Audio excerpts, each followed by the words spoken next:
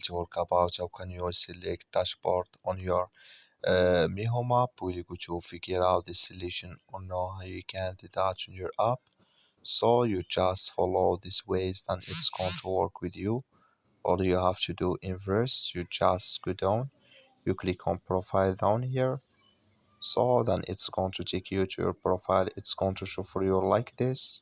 Click here on additional settings. Then it's going to take you to next step here. It's going to show for you like this. Click here on notification settings. So then it's going to take you to this list. It's going to show for you like this. Then you click here on dashboard location. Then here in this list, can you select it if you want to add notification center or home.